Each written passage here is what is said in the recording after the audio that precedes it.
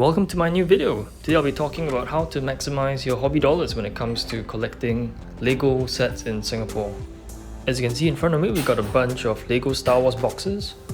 Why am I showing you these boxes? Well, partly because I'm going to throw them in the recycling bin after this video, but also because I picked up all of these sets for under retail price, and I got all of these in November last month, except for the Death Star 2 Battle gift with purchase set at the top right hand corner. I got that on carousel this week. But yes, so my first point in this video is to avoid paying retail price. There are many ways you can get sets for under retail price. So one store that I go to quite regularly is Toy Station at Serene Centre. It's a pretty central location and they offer 15% off all Lego sets all year round.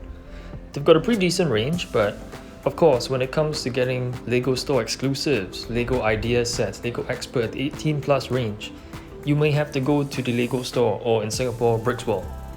So in Bricksworld, everything is the standard Lego retail price.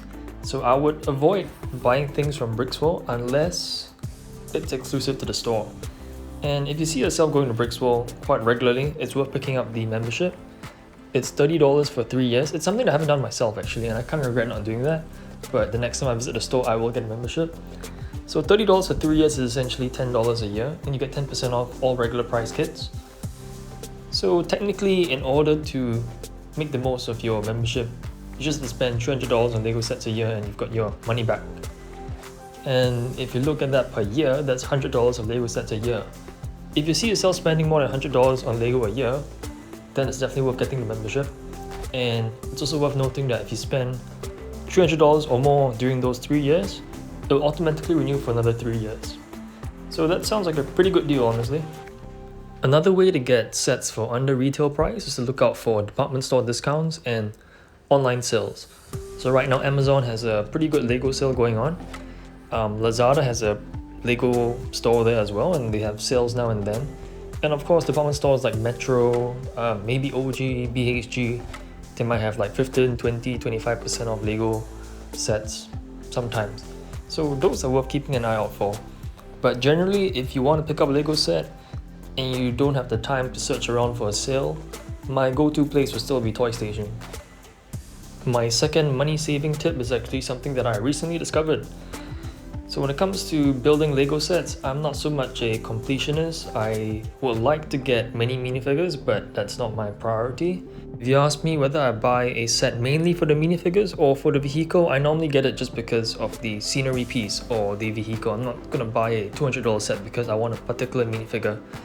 So as you can see, the Knights of Ren transport ship in front of you right here.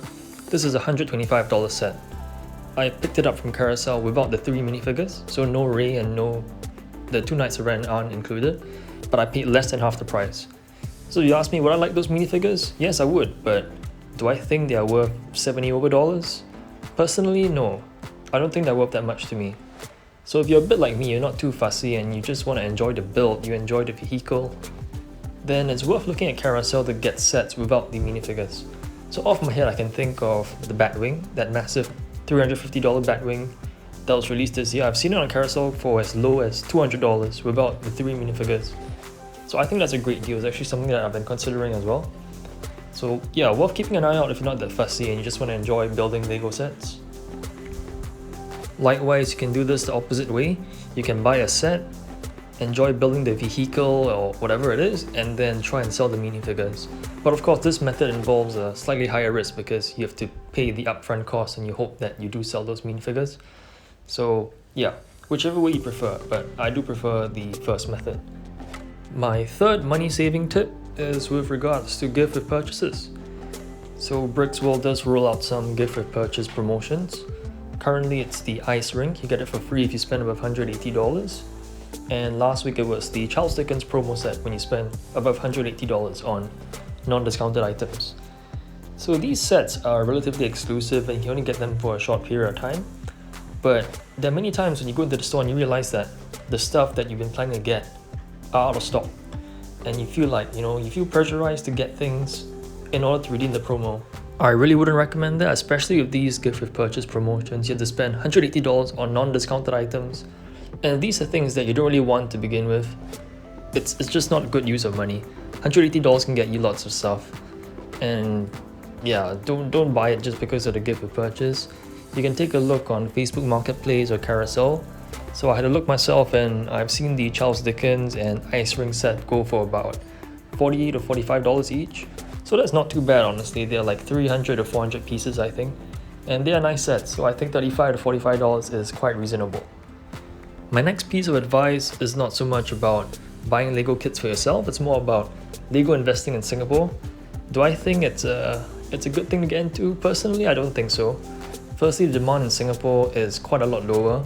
We have a much smaller market for Lego collectors here. Secondly, we've got quite a few Lego stores. Things are generally quite well stocked. And probably the biggest problem about Lego investing in Singapore is just the lack of space many Singaporeans have. Just like myself, there are many kits that I don't even have the space to display.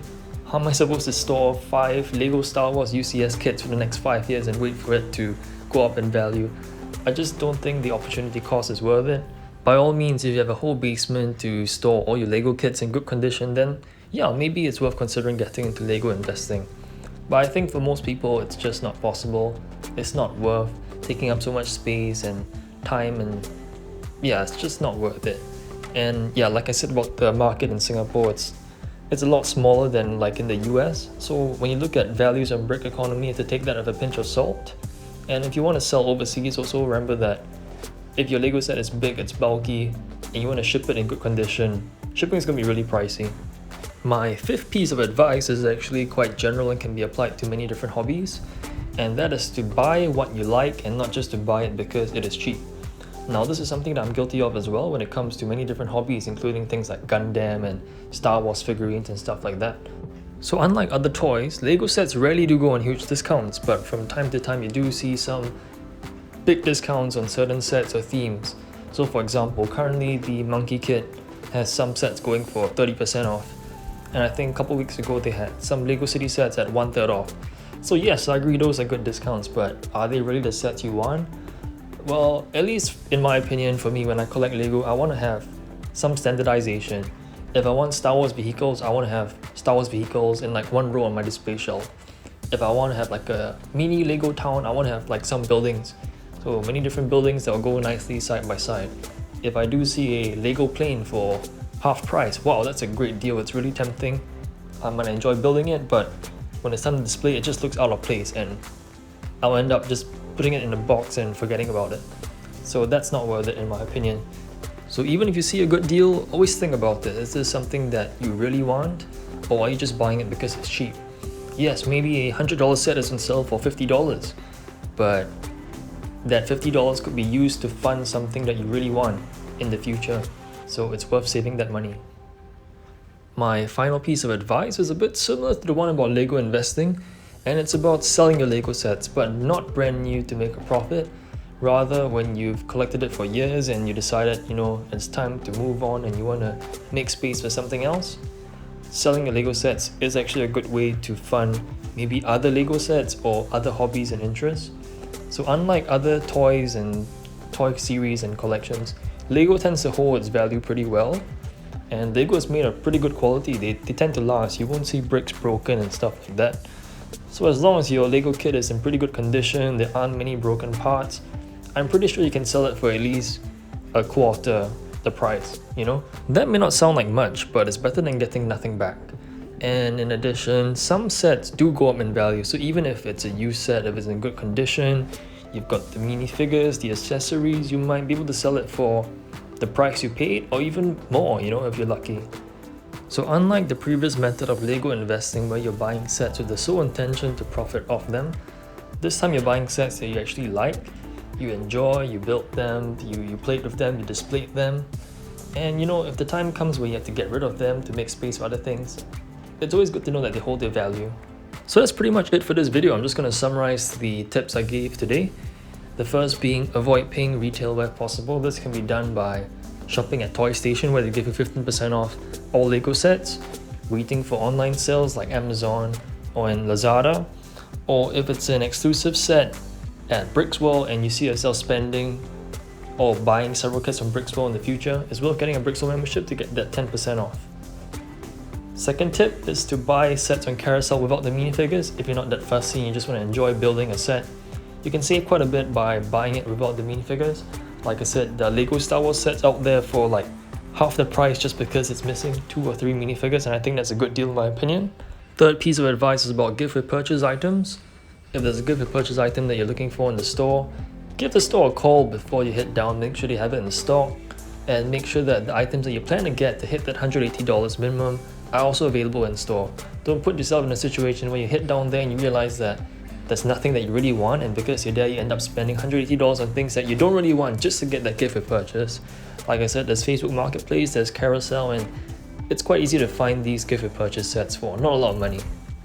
Fourth piece of advice is about Lego investing in Singapore. In short, do I think it's worth it?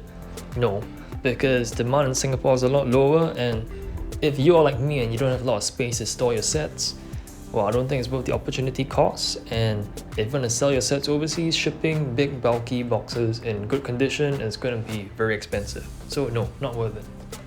Fifth piece of advice is to buy what you like and not just buy things because they're on sale. This can be said about many different hobbies and interests.